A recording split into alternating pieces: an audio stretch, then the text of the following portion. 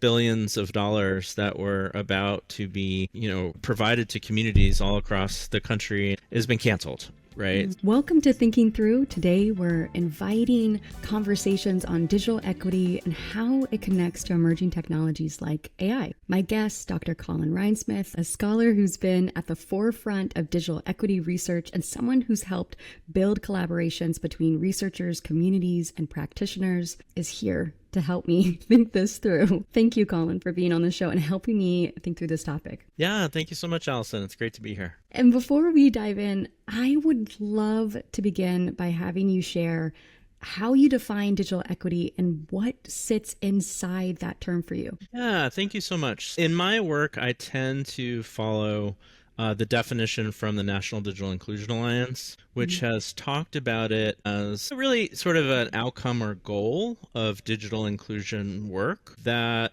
allows people to have really, they refer to it as sort of the capacity, the individual's capacity to be able to engage with technology in a way that sort of fulfills their life. I think what's interesting about that is while it certainly is an outcome of the work, I think in my work in the organization that I have started at the University of Illinois, my lab, the DEAR Lab, or the Digital Equity Action Research Lab, I think about it also as a process. So not just as an outcome, but as a process as well. Okay.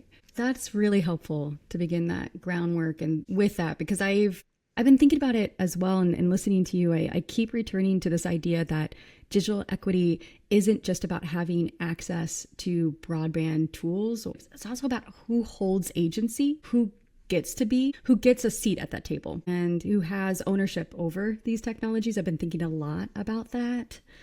Absolutely. So what's the process? As you mentioned, it's more than just broadband access or access to the internet, but it's also digital literacy skills, right? Once you have access to devices to connect to a broadband network, it's also about those skills. And so, that is really what, from the perspective of the National Digital Inclusion Alliance and other digital inclusion practitioners who do this work every day in communities, like working in public libraries or other organizations. I was just thinking about how important public libraries are, Yeah, absolutely. So that's really why I'm in the field that I'm in, because public libraries are really on the front lines, right, of helping people who can't afford access to technology. But I think there's a lot more room, and I appreciate how you've talked about this as well, is that there is a lot more room to think about the equity piece of digital equity to make sure that we are centering equity in this work. And happy to talk more about that. Yeah, let's talk more about that. Let's dive into let's go into it.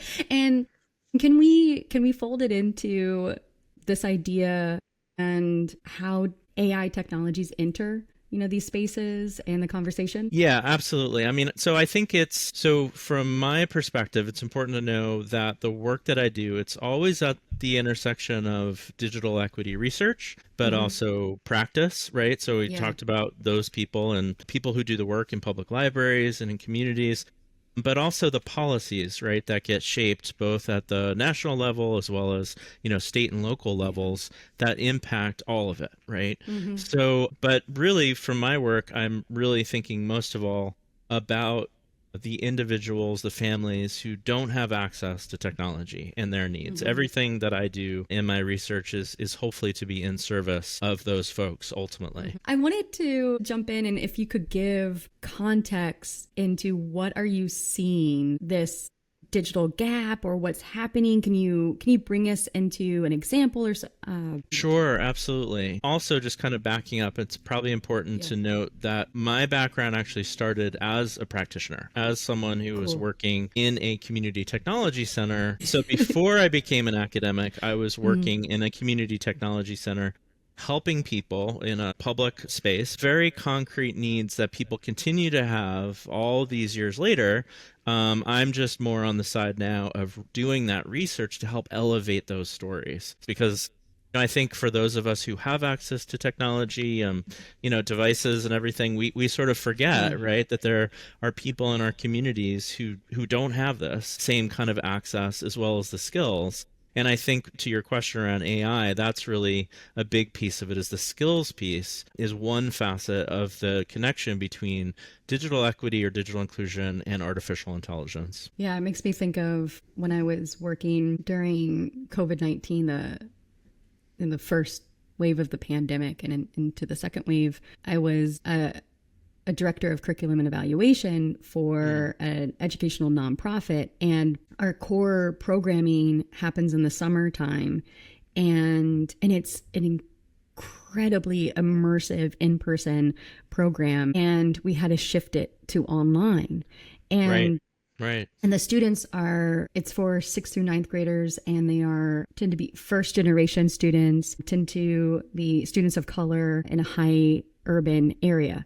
And what we saw was when we shifted online that a majority of the families needed hotspots, and we had to crowdsource our funding, just getting the students online. And it just makes me think of that as we progress in this space. There is the question of how do we give people access to broadband and tools and access to digital literacy skills. Yeah, absolutely. I mean, I think, one of the things that, in the digital inclusion, digital equity space that we've been saying since the pandemic is that, unfortunately, the COVID-19 pandemic was one of the best things that could have happened to raising awareness about the digital inequality as a national crisis, quite frankly, because there are still so many people who cannot afford access to technology or, again, the skills needed to be able to use those technologies effectively. But one of the things that was striking for me was their narrative around the way that sort of a private problem became more public, because you could see people, you could see your neighbors in parking lots of public libraries and schools because they had nowhere, they still needed access, right? They didn't have access at home. And fortunately for those individuals who could go to public libraries or schools where those public libraries and schools left their Wi-Fi on, right, so that people could still connect, actually it drew attention to the national media. And I think that really helped, unfortunately. It's sort of a sad way to talk about it, but it helped more people to understand and see this as a national problem that needed national investment. There's a question that I have. I want to ask, where are you in this conversation in terms of what are you wrestling with right now?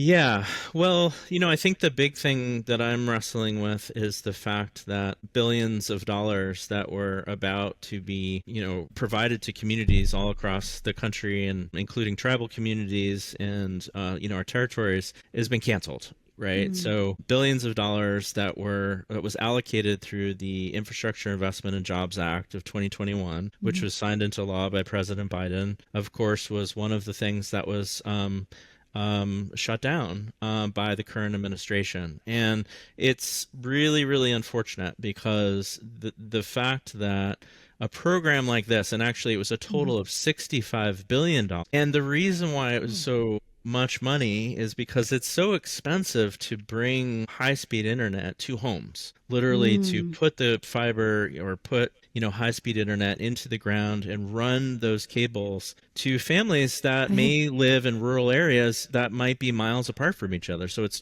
we're thinking of, sort of in rural community where you have one home, and, bringing that fiber internet connection to that one home, it's about return on investment for a lot of these broadband companies. And that's what's prevented a lot of this infrastructure development. And so it's really unfortunate that the digital equity piece of that 65 billion, that was much less. I think it was about, 0.5 billion or something like that. But still would have provided millions of dollars to, again, every state and territory to do this work we're talking about, the work that you did, sort of, helping to connect families during COVID with hotspots or providing classes. States had done this work to prepare for several years, to prepare, doing needs assessments, to understand where the challenges are. And right when really states were about to roll out these grant programs, unfortunately, the administration canceled it. So unfortunately, we're stuck now in a place almost pre-pandemic.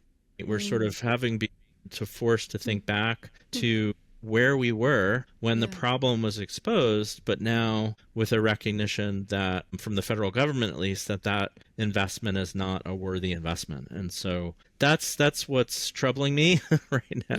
Or that's where my head is right now. But at the same time, the work continues and you have to keep moving forward. So you have to keep moving forward. Yeah, I mean, I think that from the work that I do, I mean, it continues whether there are national investments or not in the work, right? So as researchers, right, we are always looking to, or at least I'll speak for myself, sort of, looking to do research that will continue to, one, elevate the issues for community members who are most impacted by the digital divide. I still think we need to do a lot more to think about how do we do intersectional analyses of people's, multiple intersecting identities in this space, because we know from, for example, census data or traditional kind of sociodemographic data, it's very siloed, right, across race, class, gender, and other identities. But we don't have, I think, enough research in this space to sort of understand how, for example,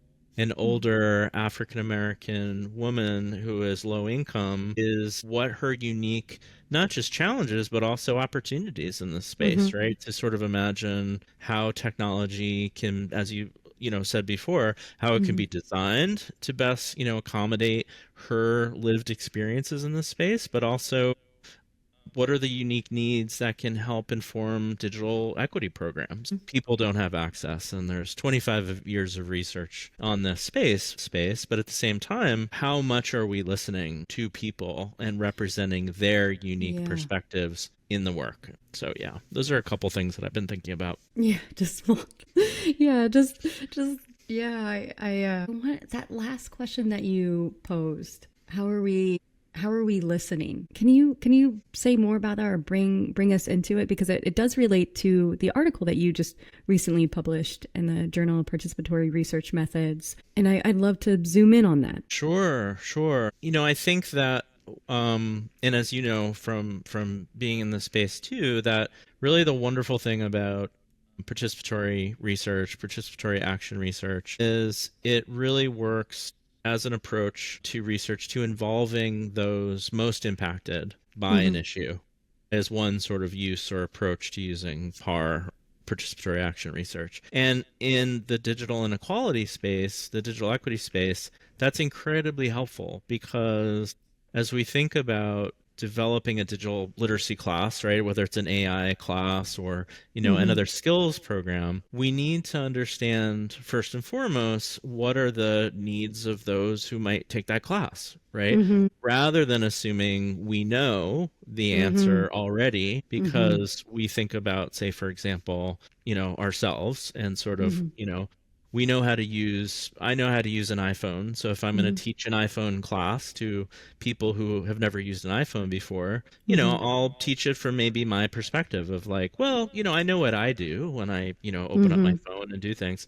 But that's not including or even considering someone else's starting point for picking this thing up. I think PAR and action research approaches really allow us to listen. It actually forces us to listen beyond ourselves and our own experiences. What are the questions that are emerging for you? I know you spoke about what you've been holding, what you've been wrestling with, and the complexity of that wrestling within current political landscape. Thinking also of, what do you want people listening, connecting with your work to understand, about these issues? I think that, again, what I'm always hoping is that people can learn more about how big digital inequality in our country is.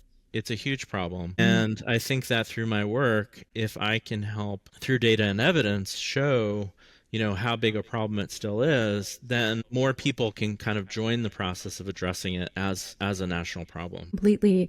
I am curious.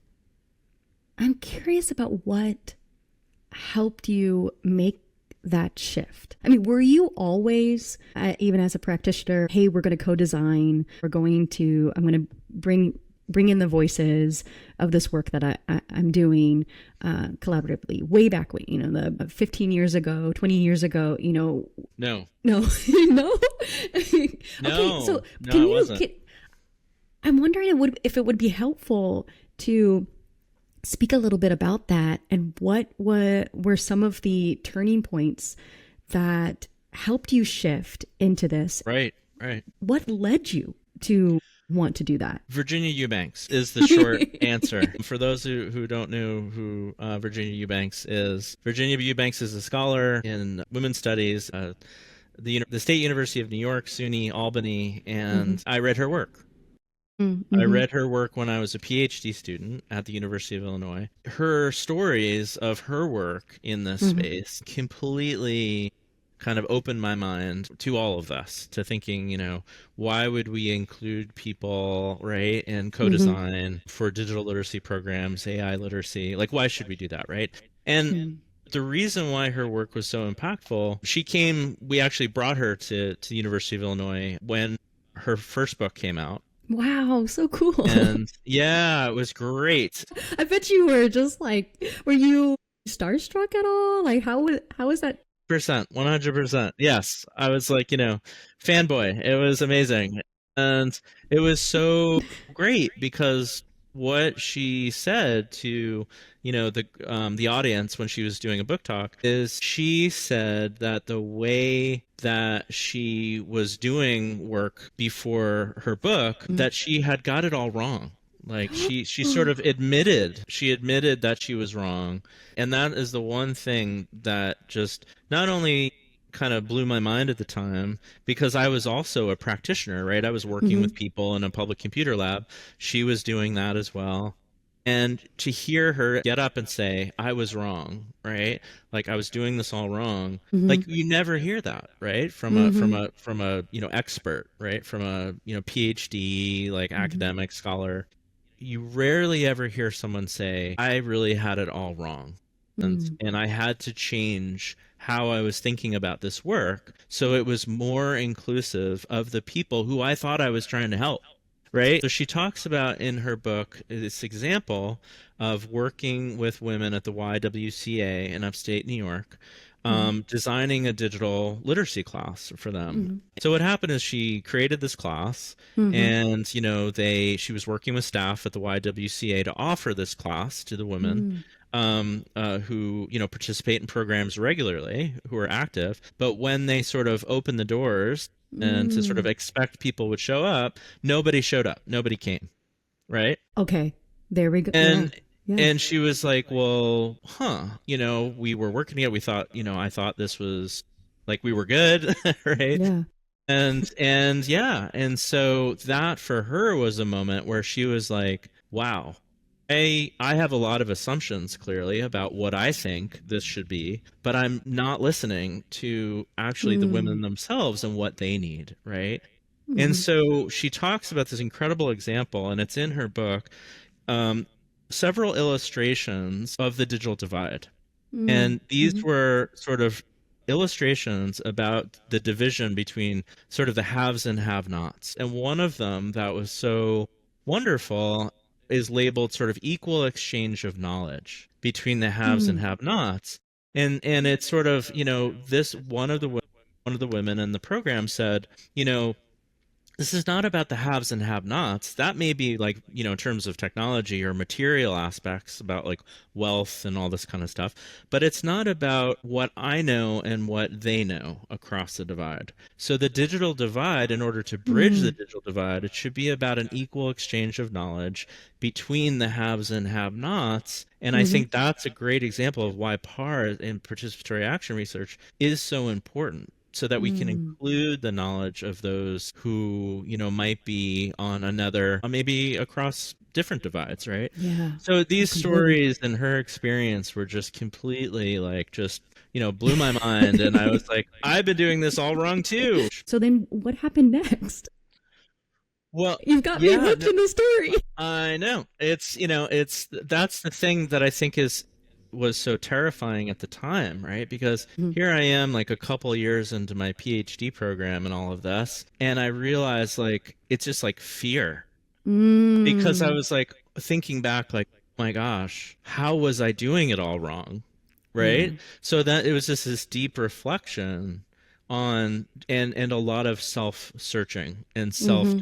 self-development and sort of a critical approach Mm-hmm. to, to moving towards a more like reflective and inclusive and equitable approach to this work. That work, that self-reflection work should really never end, right? In Mm-hmm. terms of, thinking Mm-hmm. about how you engage with people in the world that may Mm-hmm. come from very, very different backgrounds as yourself. Like I have a lot of privilege, Mm-hmm. right? And a lot of power as a tenured faculty member in Mm-hmm. one of the top schools in the country in my area, that I need to Mm-hmm. constantly check, that privilege that I have if I think I'm going to continue to do this work in meaningful ways. So, But it's such an important lesson of first you have to go within. And it is something that we have to think really intentionally about as participatory action researchers, where all the power that we hold and bring, the relational, institutional assumptions of our role as researchers, and when we do have advanced degrees and doctor in front of our title,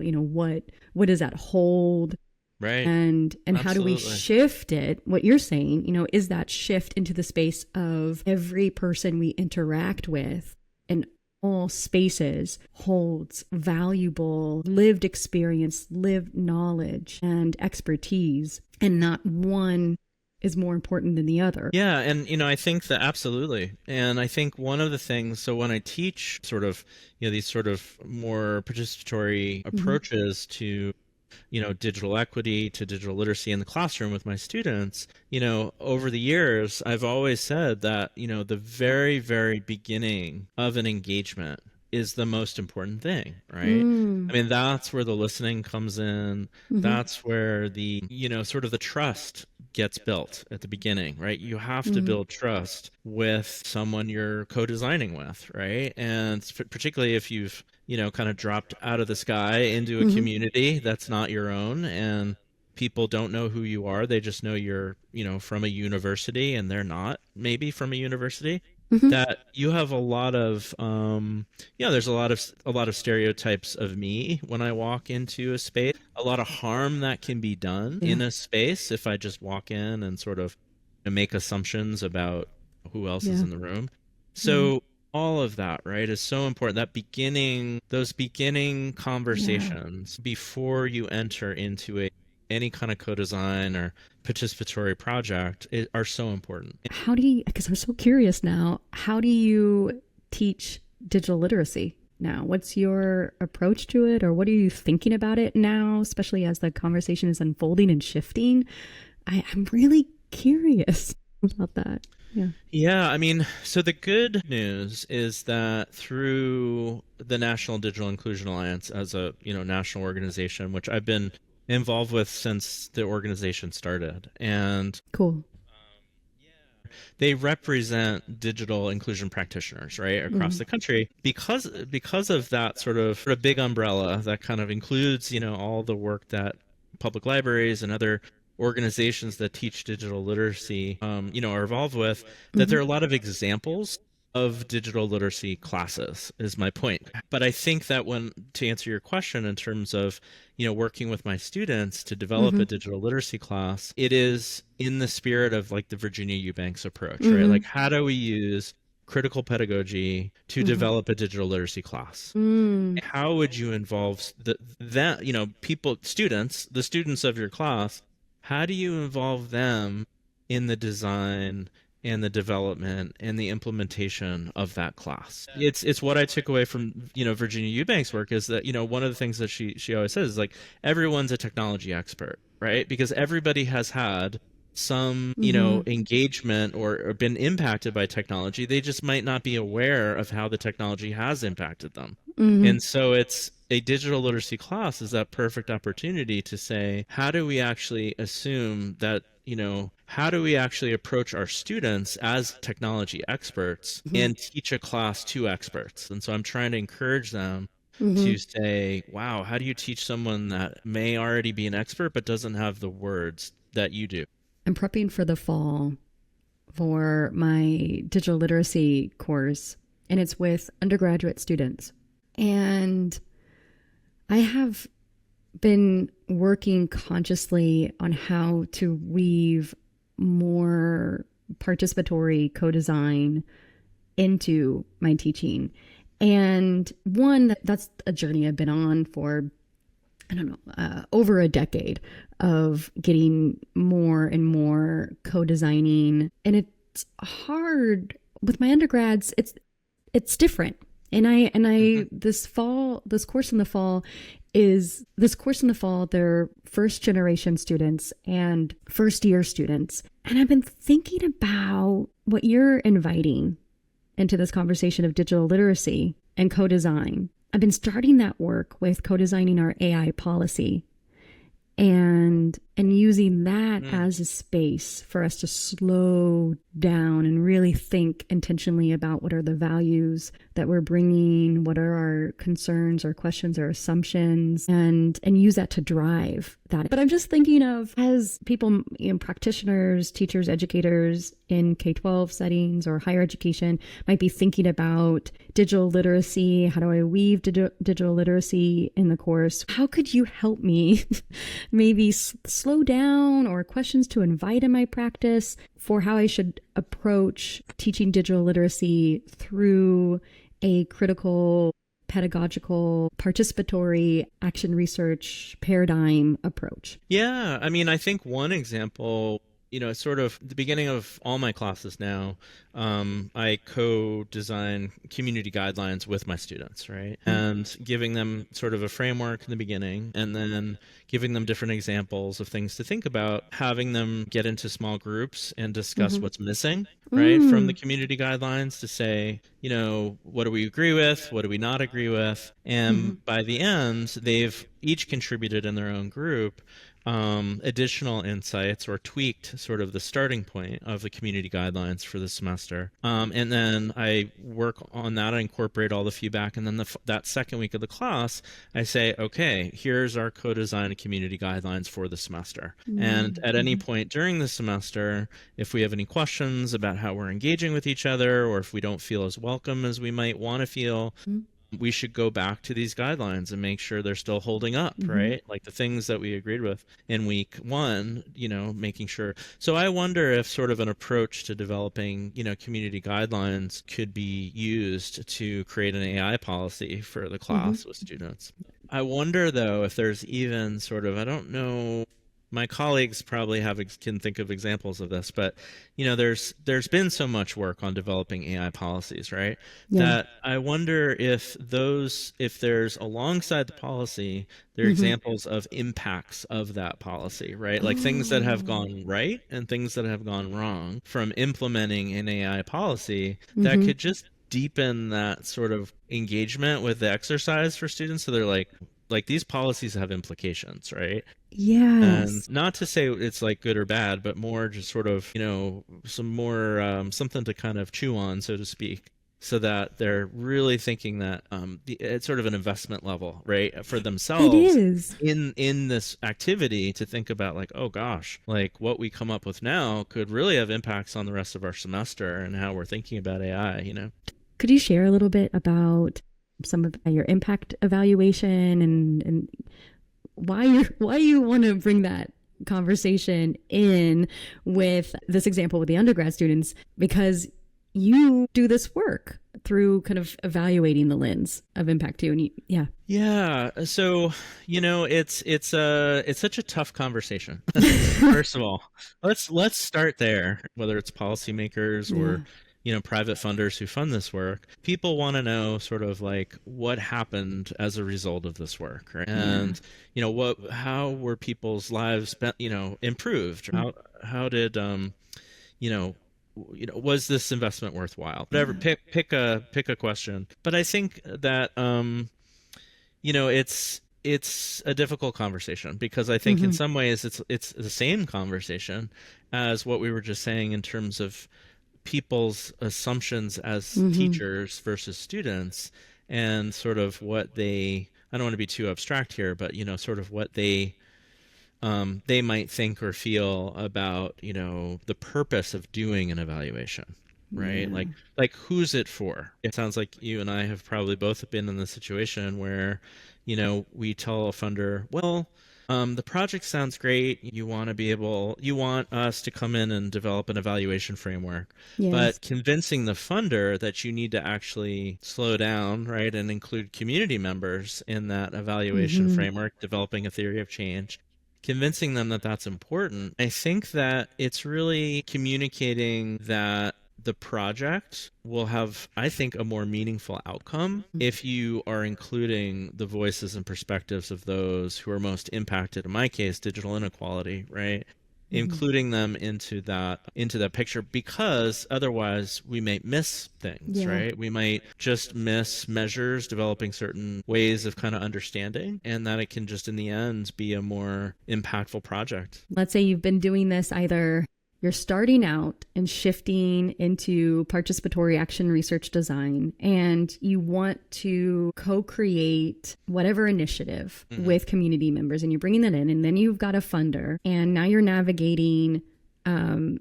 as an action researcher, you're both navigating the community members that you are collaborating with, maybe university institutional needs, if that is a part of it, also funders and their needs that are part of it. And you're translating the different language while you're keeping your language Yeah. really on the ground. Mm-hmm. And you're watching how different care holders are going to approach this. And they're not always going to approach it through the lens that you're really hoping that they will. And trying to get everyone to understand each other is a really complicated task in this work. It doesn't all fall on the action research shoulders, but it can feel like that. It reminds me, like, project management and like who does what when matters maybe even more than a typical project, because I mean, for the very basic point of we know, like, what are we asking of community members to do, I think, because you're really, really attuned to, like, communication matters, as you said, so much more, whether there's translation work involved, but also just like being really attuned to other people's needs, right?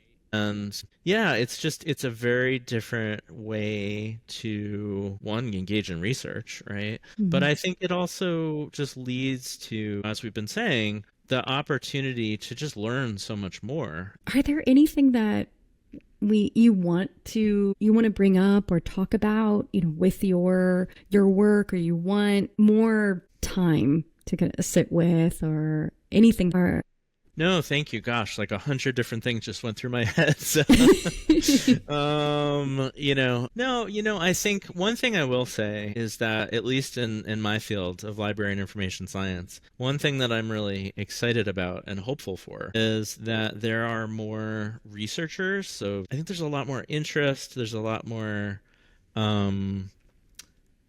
just sort of like excitement about doing this type of work. It's my job and the sort of older, a group of us, to help make it easier for, folks who are coming into the space to be recognized for the work. I was hired just at the beginning of this year into a position that was about engaged scholarship. And so I was very, very fortunate to be hired into this position that is focused on everything we're talking about today.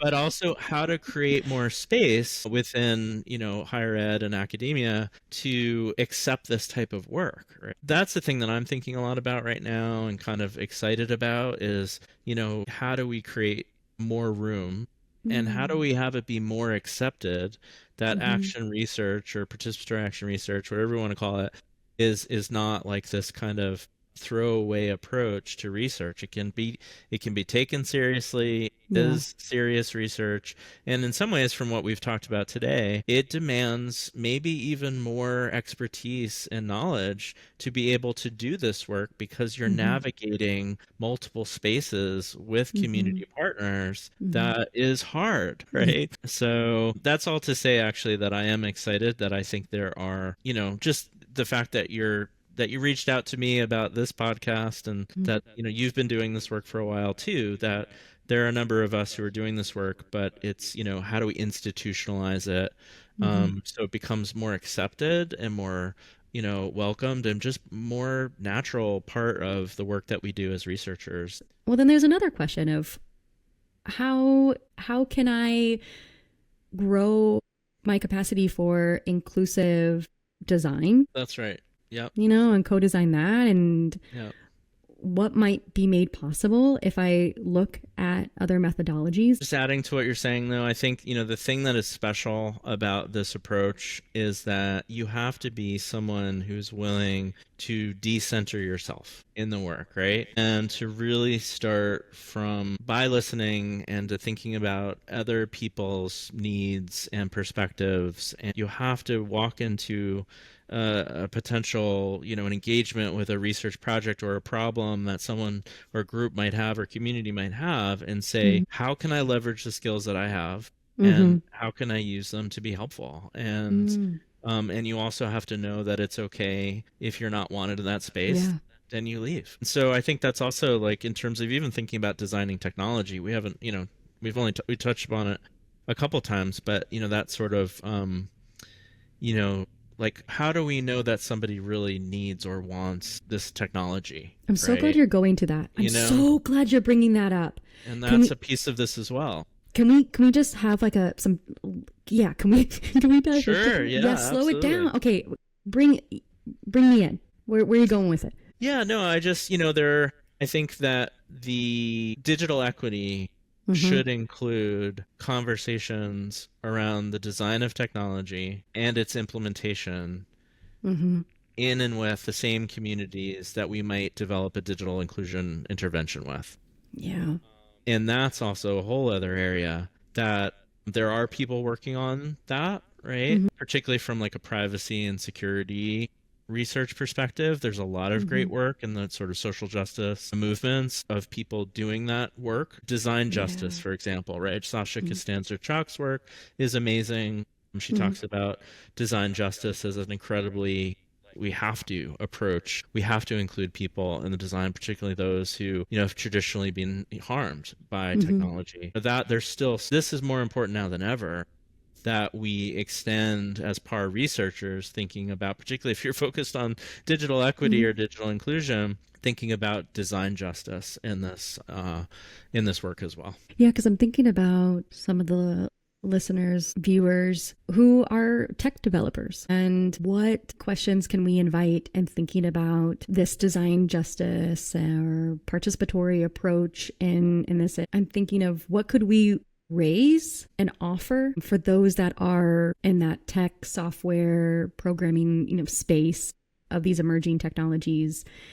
I'm curious what we yeah, and I think it's the same pieces around. Well, I think there's one question which I always sort of wonder if I was a technology designer or developer, is how do I know that this is really needed? How do I know that this idea that I have for a new technological system is really needed? But it's also like, who's it for? Who does it benefit? Who do we think it's going to benefit? But also not just benefits, but harms. And that's the design justice approach, right?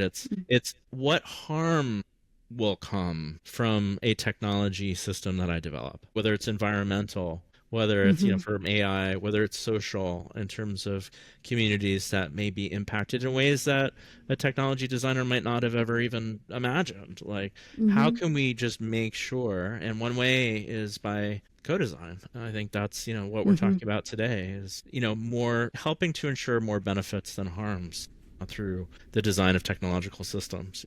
What do you think is obstructing us from asking that question, or a tech developer asking that question? So I have a snarky response, and then snarks are all welcome. This is about equity.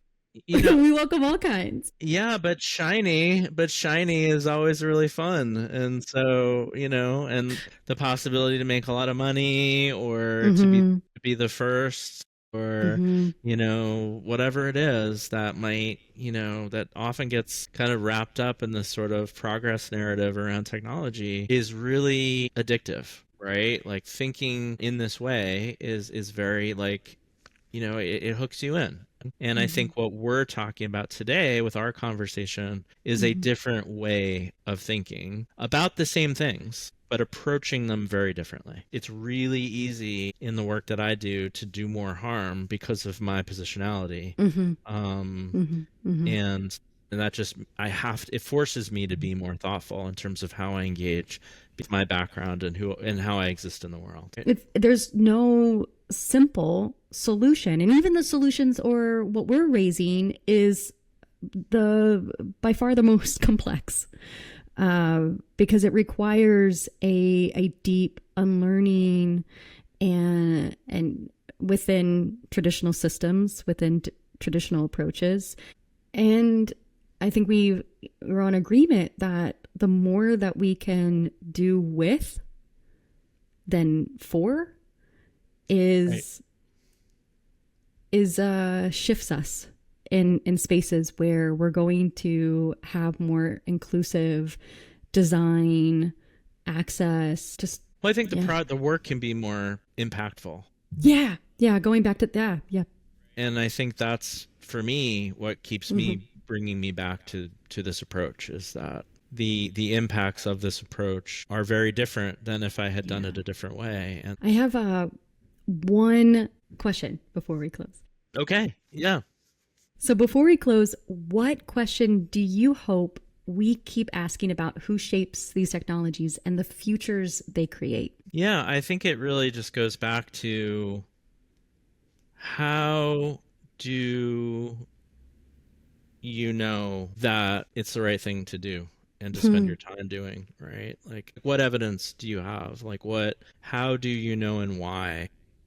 I think it's just, asking those critical questions. My go-to is, I think that's the question, right there. How do you know what you're doing is ethical, responsible, right? Well, and obviously the reason why I say that is because the more people you include through an action research project, that answer from the beginning, right? Like, the community, like the people have actually said to you, this is what I want. But I want you to remember that this is the way in which, or why I want it, right? Yes. And then I think it's those moments that invite the potential for disaster. Yeah. Or otherwise. And, just to kind of question, are you incorporating, not to be too academic here, but other ways of knowing into the way you're designing technology? I appreciate that. I think that's what we need to be sitting with as we're engaging with these technologies, as we're developing these technologies. We need to be holding as we interact with these technologies. Yeah, absolutely. Thank you so much, Colin. I really appreciate you. Yeah, this has been great. Totally. Thank you so much.